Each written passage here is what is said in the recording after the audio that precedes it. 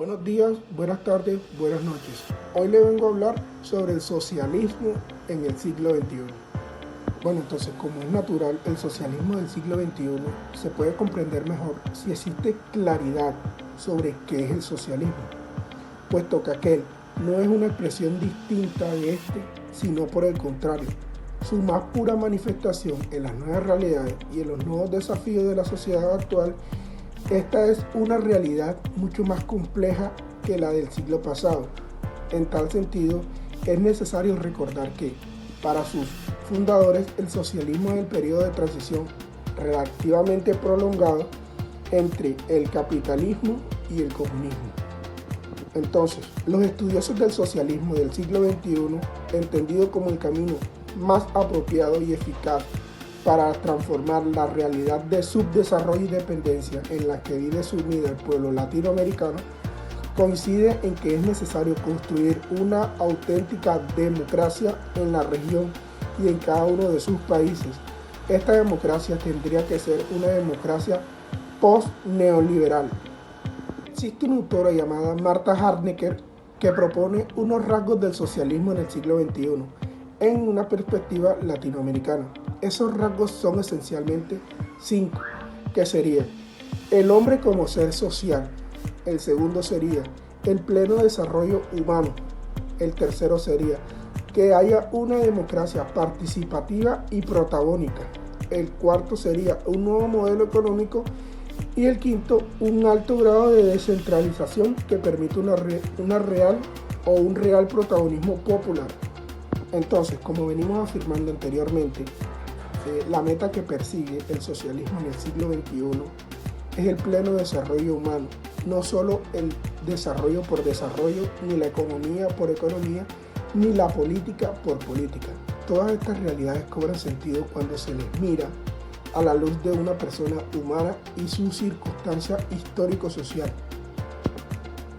Esto es universalmente válido, pero se hace más evidente si se habla de América Latina, pues como se sabe, el desarrollo se hace más necesario y con más sentido precisamente ahí, donde ha brillado por su ausencia. En efecto, una gran parte de este territorio se debate entre el subdesarrollo, la pobreza y la dependencia. Entonces, después de lo planteado anteriormente, podemos decir o podemos preguntarnos si existe un futuro para el socialismo o aún más, ¿existe un futuro para el socialismo en América Latina? El autor Eagleton no cree que el socialismo esté sufriendo una especie de bancarrota. Esta está careciendo de ideas. Piensa que todavía existen muy buenas ideas de izquierda en todas partes y un no menos fértil y sugerente corpus de trabajo como podría ser una economía socialista y hasta qué punto los mercados aún serían necesarios para cumplir ciertas funciones. Pues este mismo autor no cree que el sistema capitalista sea invulnerable, aunque este sistema es monumentalmente poderoso y estable, es perfectamente capaz de detenerse abruptamente sin la ayuda de sus enemigos políticos. Es decir, no hace falta el socialismo para que colapse el capitalismo, solo hace falta el capitalismo mismo. Buenas, mi nombre es Iván Brito y en esta ocasión vengo a hablarles sobre el capitalismo. El capitalismo es un orden o sistema social y económico en continuo desarrollo, que se origina en el derecho a utilizar el capital como herramienta de producción por parte de la propiedad privada y se compone principalmente de relaciones comerciales relacionadas con actividades de inversión y obtención de beneficios, así como en el trabajo. La relación salarial entre la autonomía empresarial y los subordinados libres. En el capitalismo, los individuos y las empresas que suelen representar en producir bienes y servicios de forma independiente, en privado y por lo tanto dependen del mercado de consumo para obtener recursos. Su intercambio se realiza básicamente a través del libre comercio, por lo que la división del trabajo se desarrolla de manera comercial y los agentes económicos se apoyan en la búsqueda de ganancias. De acuerdo con la dinámica del sistema de precios de los productos y servicios, la distribución se organiza y las unidades de producción se funcionan o se separan. A su vez, Los precios se forman principalmente en un mercado que depende de la interacción entre oferta y demanda dada por las elecciones de productores y consumidores. Y esto es necesario para la coordinación ex post de la economía basada en el intercambio de las mercancías. El origen del término capitalismo proviene del concepto de capital y su uso de la propiedad privada en los medios de producción. Sin embargo, se relaciona principalmente con el capitalismo. Es un concepto de condiciones de cambio en una economía de mercado que es una condición necesaria por el capitalismo y la propiedad privada absoluta o burguesa previamente inferida. El capitalismo tiene ciertas características, aunque el fundador del capitalismo no fue un pensador, sino las relaciones sociales de producción. Fue el libro La riqueza de las naciones, que otorgó a Adam Smith el título de fundador de los intelectuales capitalistas.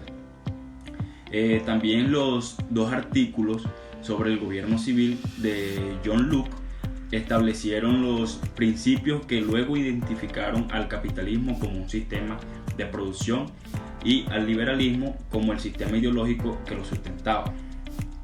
El capitalismo, o más específicamente como el sistema económico capitalista, se caracteriza por ser la presencia de ciertos factores socioeconómicos. Si no hay un gran número de factores socioeconómicos en él, el sistema puede ser considerado como un capitalismo apropiado.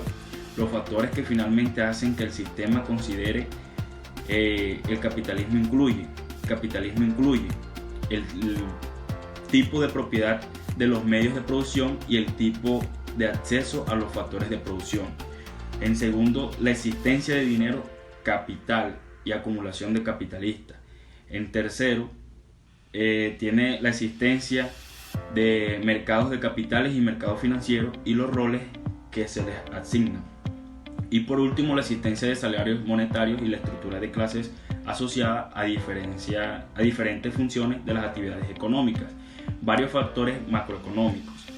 En términos más descriptivos, en el sistema capitalista es un sistema económico-social en que los activos de capital están básicamente en manos privadas y controlados por agentes privados o individuos.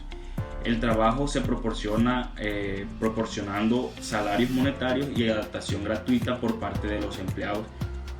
Por lo general, las actividades económicas se organizan para obtener ganancias netas, de modo que los propietarios que controlan los medios de producción puedan aumentar su capital.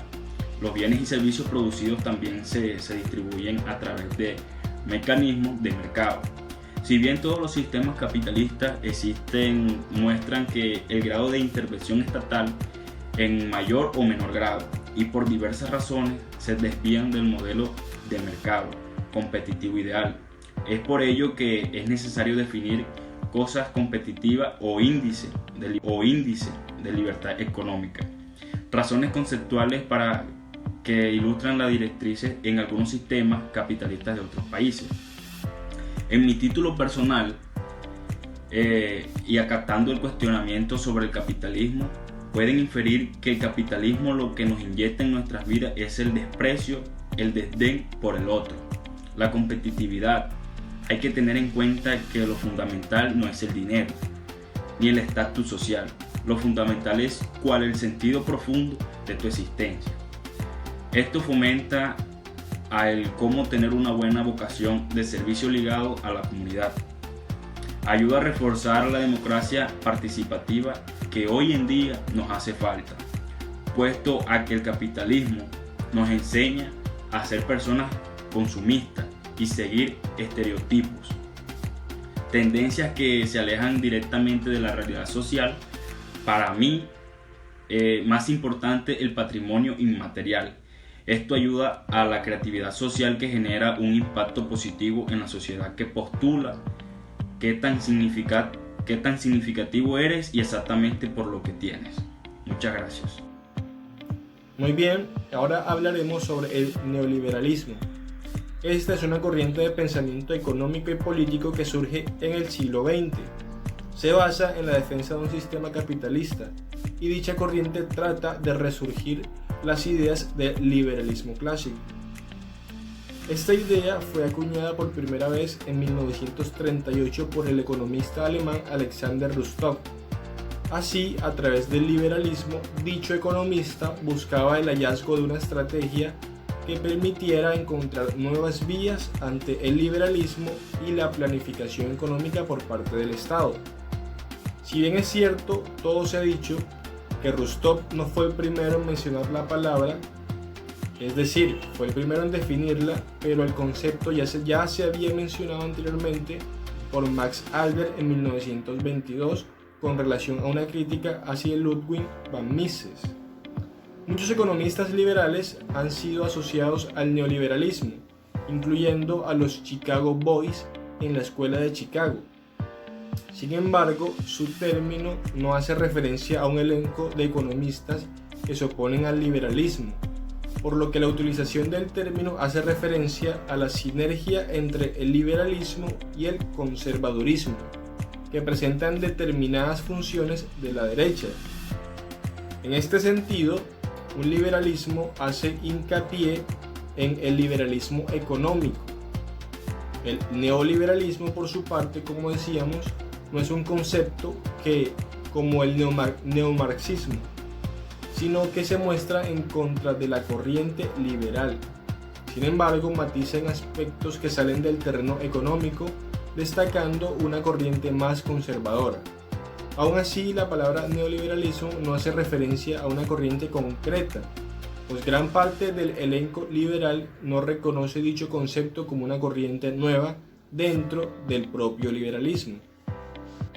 Entre los principios del neoliberalismo destacan varios del ideario liberal, es decir, existe una gran similitud entre el ideario neoliberal y el liberal, pues ambos presentan los mismos principios. En este sentido, cabría destacar que los siguientes principios del neoliberalismo son: primero, la libertad absoluta; segundo, la defensa de la propiedad privada; tercero, predominio pleno del mercado; cuarto, individualismo; cinco, libre mercado; sexto, orden político; sexto, peso mínimo del Estado. Y así como se observa, serían una serie de principios que de igual forma recogen el liberalismo. Las diferencias entre el liberalismo y el neoliberalismo son que no presentan diferencias destacadas, al menos en la superficie. Sin embargo, existen una serie de matices que distinguen ambos conceptos propiamente por su naturaleza.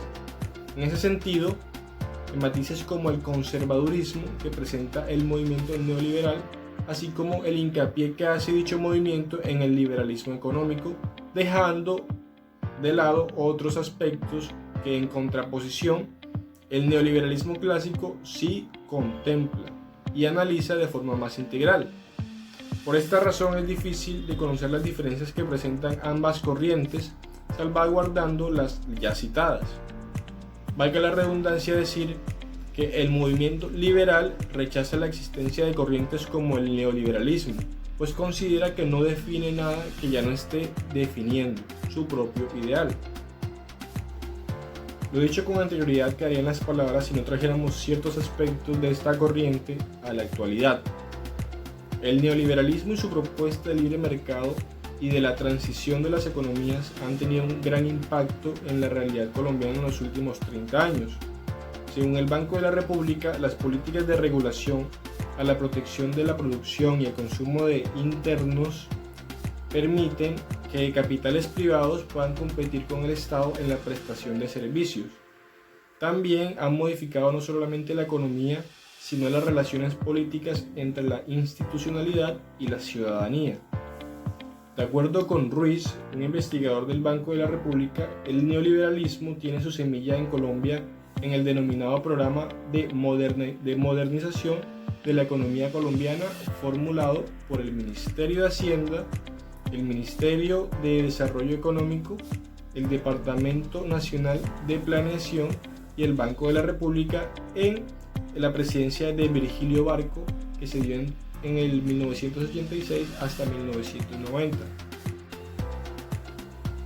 De acuerdo con los autores, este programa tenían las limitaciones del modelo de crecimiento que empezaron a ser evidentes desde ya hace varios años.